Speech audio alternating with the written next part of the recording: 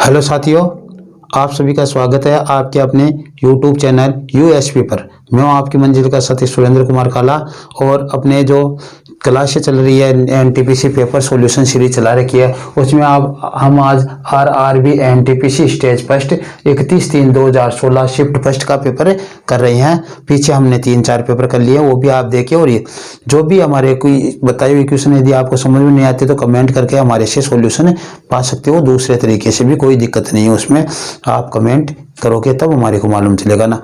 और यदि आज का वीडियो आपको पसंद आए तो वीडियो पूरा होने के बाद में आप उसे लाइक कीजिए, शेयर कीजिए और सब्सक्राइब कीजिए नहीं किया तो, और अपने साथियों के से भी करवाइए। ठीक है, तो हम आगे बढ़ते हैं। हमारे हर वीडियो का लिंक डिस्क्रिप्शन में दिया हुआ होता है, आप जाकर हमारे व्हाट्सएप नंबर पर भी कमेंट कर सकते हो। Okay, thanks. तो आज का पहला क्वेश्चन है, देखो, x बटा 5 प्लस y बटा 7 बराबर 1 है। तो और x बराबर 2 तो y का मान निकालना है। तो यहाँ पे 2 रख लेते हैं, x का मान 2 बटा 5 प्लस y बटा 7 बराबर 1। इस 2 बटा 5 को इधर ले जाओ, y बटा 7 बराबर 1 माइनस 2 बटा 5। देखो ये 5 हो गया, 5 में से 2 गए तो 3 बटा 5 हो जाएगा। तो y बराबर 3 बटा 5, y बटा 7 बराबर, और y बराबर क्या हो जाएगा, 3 को देखो इससे गुणा करेंगे, 3 बटा 5 होगा, ये 7 21 हो जाएगा ना, ये 3 इस 7 से गुणा होकर 21 बटा 5।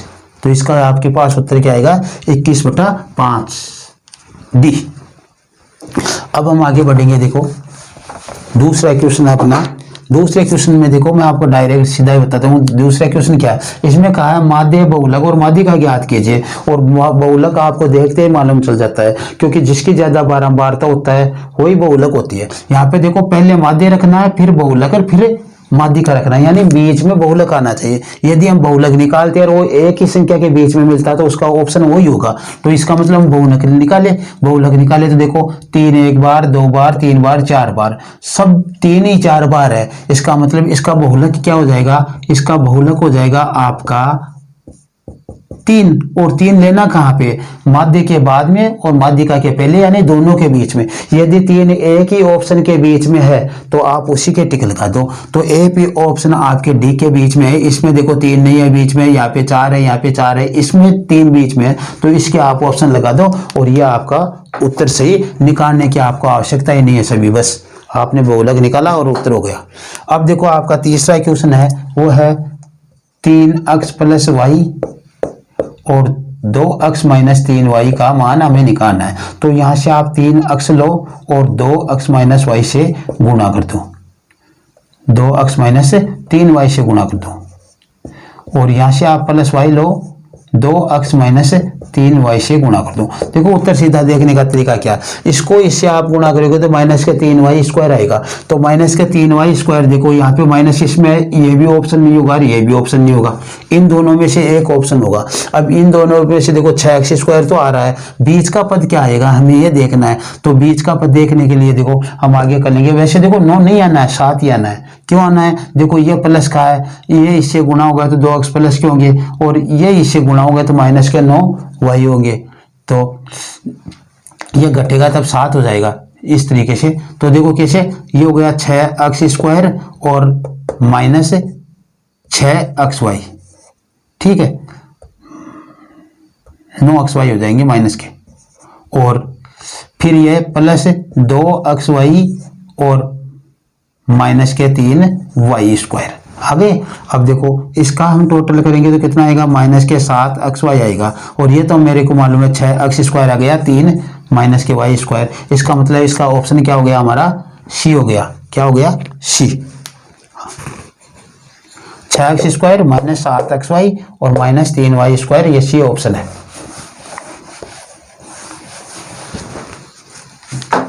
अब देखो आगे बढ़ते हैं हम क्वेश्चन नंबर 4।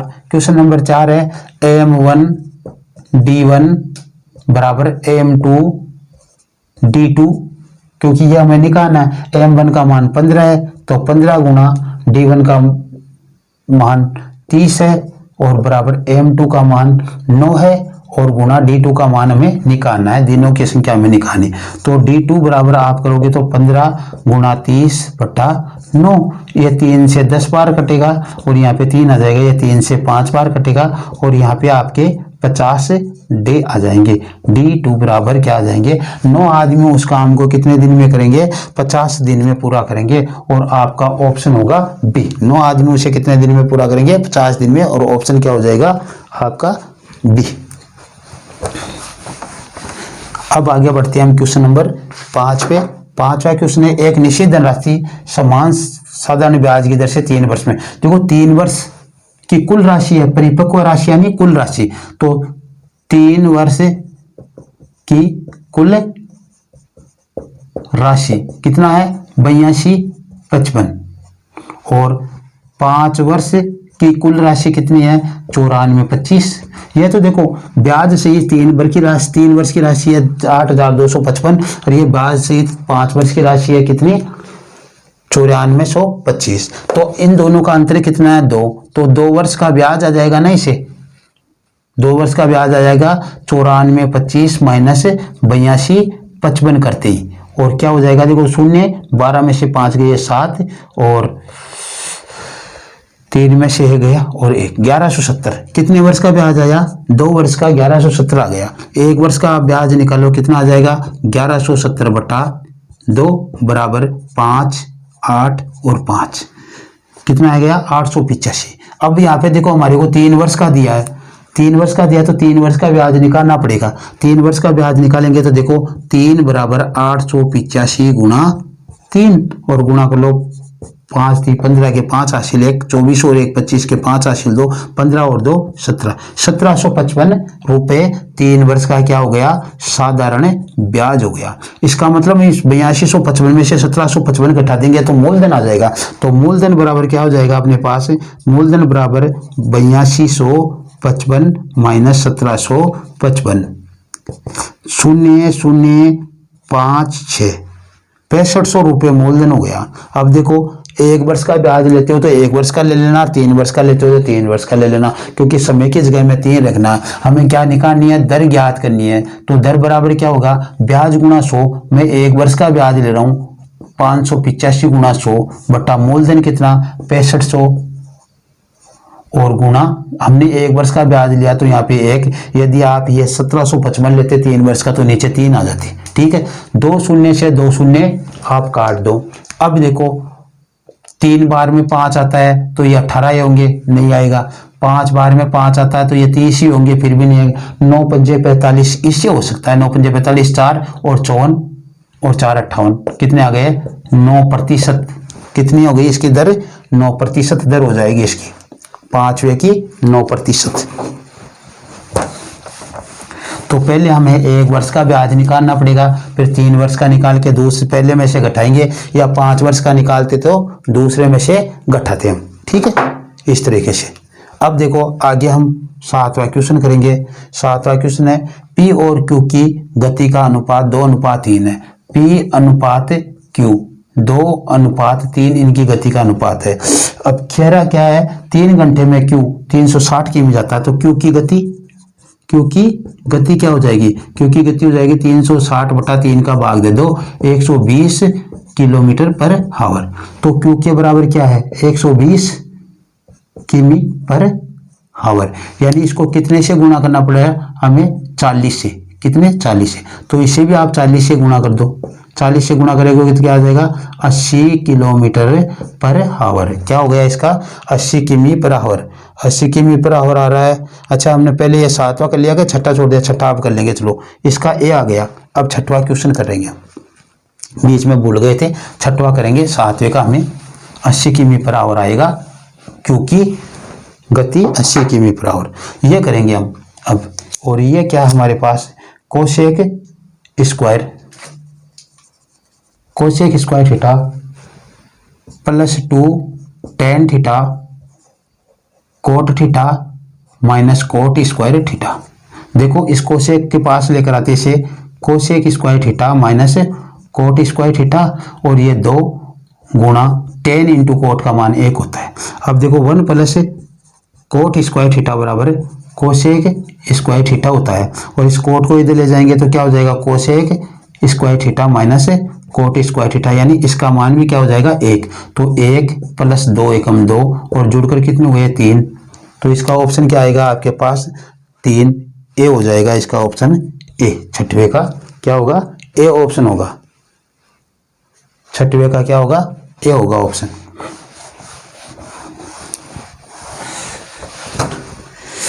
छठवें का ए होगा। अब हम क्वेश्चन कर रहे हैं आठवां है 2.5 किलो सब्जी, 2.5 किलो कितनी होती है 5/2 और उसका मूल्य कितना है 120 रुपये। तो 1 किलो का निकालना हमें, तो 1 किलो का ये 5 नीचे और गुणा 2, 24 बार गया, ठीक है। एक का मान कितना आ गया हमारे पास 48 आ गया, 24 दूना 48। हमें आगे क्या करना है 3/4 का मूल्य ज्ञात करना है। 3/4 यानी 3/4 से इसे गुणा करना है। 3/4 बराबर 48 गुणा 3/4 कितनी बार गया 4 एकम 4, 4 दूनी 8 और 12 तिये 36। 36 इसका ऑप्शन आ रहा है, वही इसका ऑप्शन क्या है सही है 36 बी। अब हमारा जो लास्ट क्वेश्चन है वो देखो 8वां क्वेश्चन, 9वां क्वेश्चन लास्ट तो नहीं है। इसमें माध्य विचलन ज्ञात करना है, इस समूचे का माध्य विचलन ज्ञात करना है। तो पहले तो क्या करेंगे माध्य ज्ञात करेंगे। तो a बराबर 10 + 10 + 9 + 10 + 10 + 11 + 10 + 9 + 11 + 9 ऐसा है। और ये कितने हुए 3 3 6 और 3 9 जोड़ेंगे तो देखो 5 बार 10 है 50 और ये 20 और 20 40 यानी 90। 90/10 बराबर 10, यानी हमारा को क्या आ गया माध्य क्या आ गया 10 आ गया। अब हमें इसकी सारणी बनानी है। सारणी कैसे बनाएंगे, यहाँ पे तो आपका क्या होगा चरमान यानी विचर, और यहाँ पे हो जाएगी आपकी बारंबारता और यहाँ पे हो जाएगा आपका डी। तो देखो पहले तो क्या रखेंगे 9 है तो 9 रखेंगे, फिर 10 है तो 10 और 11 है तो 11 रख देंगे यहाँ पे।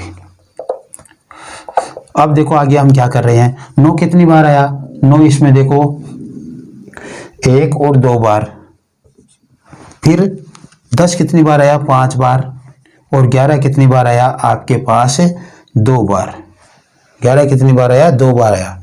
अब देखो हमें डी का मान निकालना है और डी बराबर होता है x - a। तो x - a करोगे तो 1 का मान कितना है हमारे पास 10, 9 में से 10 गया तो माइनस का 1, 10 में से 10 गया तो 0 और 11 में से 10 गया तो 1। और यहाँ पे ज्ञात करेंगे डी स्क्वायर, और डी स्क्वायर क्या हो जाएगा 1 का वर्ग 1 माइनस का होगा तो भी प्लस होगा 0 और 1। अब हमें क्या करना है f × डी स्क्वायर। तो f × डी स्क्वायर देखो ये तो f है ये डी स्क्वायर, 2 से 1 को गुणा किया था 2, 5 से 0 को गुणा किया तो 0 और 2 को 1 से गुणा किया तो 2। यहाँ पे सिग्मा f डी स्क्वायर का मान ज्ञात करना है तो 2 और 2 4, और यहाँ पे सिग्मा f का मान ज्ञात करना है तो ये हो गया आपके पास 9।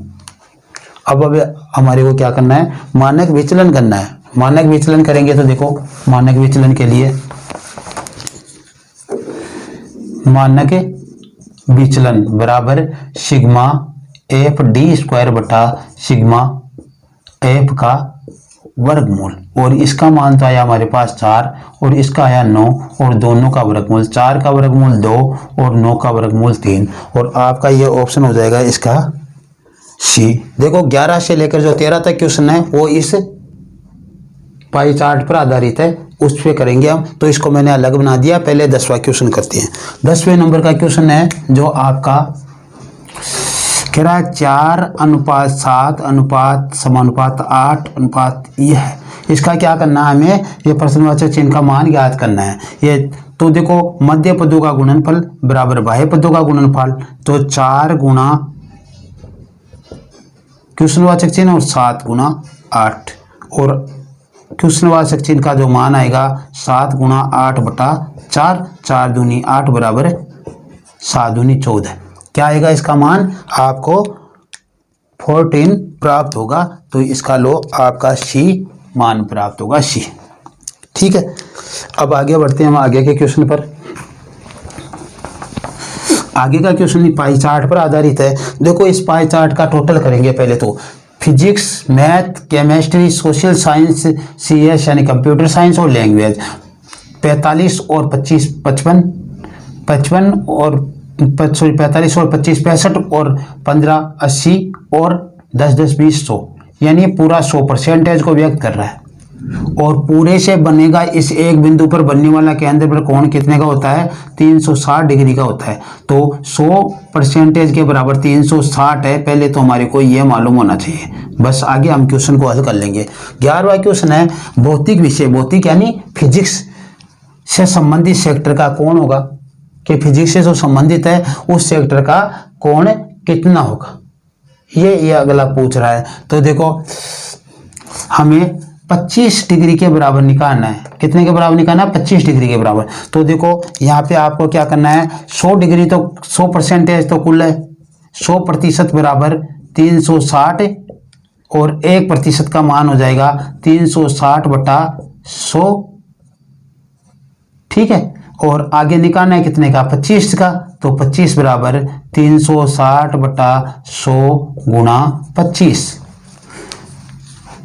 25 चौक 100 और 9 बार ये कटा तो 90 डिग्री। कितना हो गया? 25%। इसका मान ये जो कोण बनाएगा वो 90 डिग्री का कोण बनाएगा। तो इसका क्या होगा? ऑप्शन आपका डी होगा 90 डिग्री। ठीक है। अब 12वें क्वेश्चन पर चलते हैं। छात्रों की कुल संख्या 500 है। तो ऐसे छात्रों की जो कंप्यूटर साइंस, रसायन शास्त्र और भौतिक पसंद करते हैं उनका अनुपात अन्य विषयों के छात्रों से के साथ कितना होगा? तो आपको ध्यान देना है, अनुपात पूछे तो हमें कुल पर ध्यान ही नहीं देना, परसेंटेज को जोड़ो और उनका अनुपात निकाल दो। तो देखो किस किस की बात कह रहा है। वो कह रहा है कंप्यूटर साइंस, ये कंप्यूटर साइंस के 15%। फिर कह रहा है रसायन शास्त्र, रसायन शास्त्र केमिस्ट्री के 20%। फिर कह रहा है आगे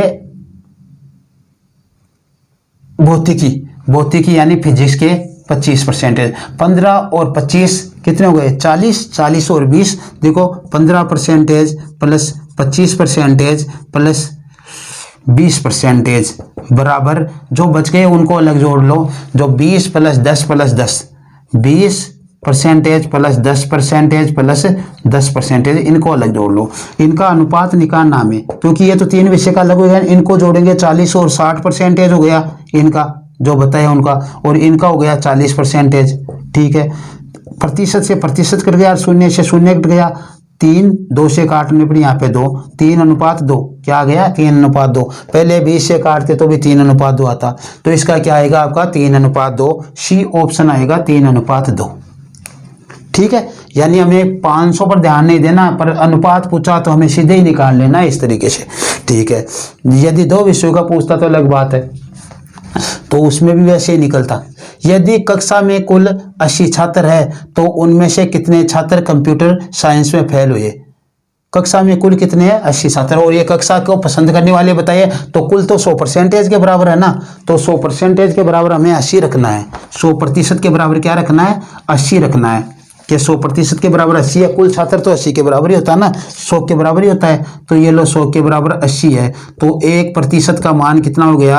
80 बटा 100 हो गया। तो पूछ कितने कर रहा है? पूछ रहा है कि कंप्यूटर साइंस, कंप्यूटर साइंस में तो 15% है, 15% का मान निकालो। 80 बटा 100 गुणा 15% आ गया। शून्य से शून्य काट दो, इसको 2 से काटने पर 4, इसको 2 से काटने पर 5, इसको 5 एकम 5, 5 दिए 15, 4 दिए 12। कितने छात्र है? 12 छात्र है जो कंप्यूटर साइंस के है। यदि कक्षा में पूरे 80 छात्र है तो कंप्यूटर साइंस के 12 छात्र होंगे। ठीक है। ये पाई चार्ट वाला आपका क्वेश्चन पूरा। अब इसकी कर देता हूं मैं सफाई। सफाई इतनी नहीं होती तो अपने को दूसरा चारा भी लेना पड़ेगा। चलो ठीक है, आगे बढ़ते हम। आगे है कि एक व्यक्ति एक वस्तु को 25% लाभ पर 1250 रुपये में बेची तो वस्तु का क्रय मूल्य ज्ञात करो। देखो 25% लाभ है, कितना है? 25% लाभ है। तो 25% की भिन्न कितनी बनेगी? अपनी 1/4 बनेगी। और 4 पर 1 का लाभ अगर कितना हो गया? 5 रुपये में उसने बेची ये मानो, और 4 रुपये में खरीदी थी।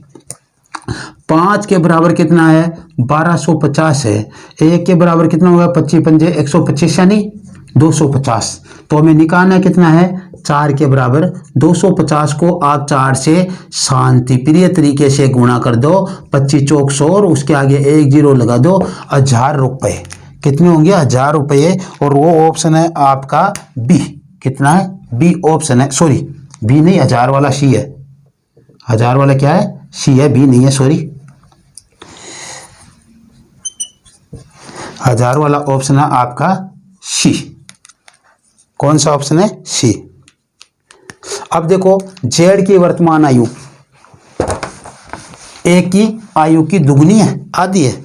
जेड की वर्तमान आयु ए की आयु की आधी है। देखो मैं यहाँ पे वर्तमान और बाद, ठीक है। अब देखो क्या कह रहा है अगला कि जेड की वर्तमान आयु, यहाँ पे तो मैं लिख लेता हूं ए और यहाँ पे लिख लेता हूं जेड, ठीक है। आधी है, आधी यानी जेड की आधी है ए की आयु की, ठीक है। तो ए की 2 है तो जेड की 1 है, ये आधी हो गई ना। वर्तमान में इनकी आयु का अनुपात 2:1 है, ए अनुपात जेड की का। तो क्या कह रहा 5 वर्ष बाद ए और जेड की आयु का अनुपात 11:16 हो जाएगा। कितना हो जाएगा 11:16 हो जाएगा 5 वर्ष बाद। ये कितना है 5 वर्ष बाद की कहानी है और ये वर्तमान की। तो क्या कह रहा अगला कि तो 3 वर्ष बाद जेड की आयु कितनी होगी। 3 वर्ष बाद की बात है, 1 मिनट सुनो। देखो इन दोनों का अंतर बराबर होना चाहिए, बराबर नहीं हो रहा है तो देखो इसके अंतर से इसे गुणा करो और इसके अंतर से इसे गुणा करो। इसका अंतर तो कितना है 1, तो 1 से गुणा करेंगे तो यही आ जाएगा। इनका अंतर कितना है 5 है तो इसको 5 से आप गुणा कर दो, 5 से गुणा। और 5 से जैसे गुणा किया तो ये क्या आ जाएगा 10:5। देखो 10 और 11 का अनुपात अंतर 1 और 5 और 6 का अंतर 1, दोनों का समान अंतर आ रहा है तो उस अंतर के बराबर जो दिया गया वो रख दो। कितना 5 वर्ष है ना इनका अंतर, 5 वर्ष बाद की है, ये वर्तमान है, दोनों के बीच में कितने हो गया 5 का। तो 1 के बराबर कितना हो गया 5, 1 का मान कितना हुआ 5। तो हमें निकालने किसकी है जेड की। जेड की वर्तमान आयु कितनी हो जाएगी भाई 5 से गुणा कर लो इसको, 25 वर्ष हो गई। जेड की वर्तमान आयु कितनी हो गई 25 वर्ष हो गई। और ये क्या कह रहा है 3 वर्ष बाद जेड की आयु ज्ञात करो। आज 25 वर्ष है जेड की आयु, तो आज के 3 वर्ष बाद कितनी होगी, स्वाभाविक है उसमें 3 जोड़ना है। तो 25 में आप 3 जोड़ दो प्लस 3 कर दो और आप यहाँ पे लिखोगे 28 वर्ष। 3 वर्ष बाद जेड की आयु कितनी हो जाएगी 28 वर्ष हो जाएगी। कितनी हो जाएगी 28। 28 है क्या इसमें ऑप्शन, 28 इसका सी ऑप्शन है तो सी क्या आप टिक कर दो। अब देखो आगे जो दिया गया आपको, इसमें रेंज पूछी गई है और रेंज जो सोल्व क्वेश्चन में हम रेंज का सूत्र लगाएंगे उच्चतम सीमा माइनस निम्नतम सीमा। उच्चतम कितने है 9 है, माइनस निम्नतम कितने हैं 4 तो दिखाई दे रहा है, 4 से नीचे भी है क्या, नहीं है, निम्नतम 4 है।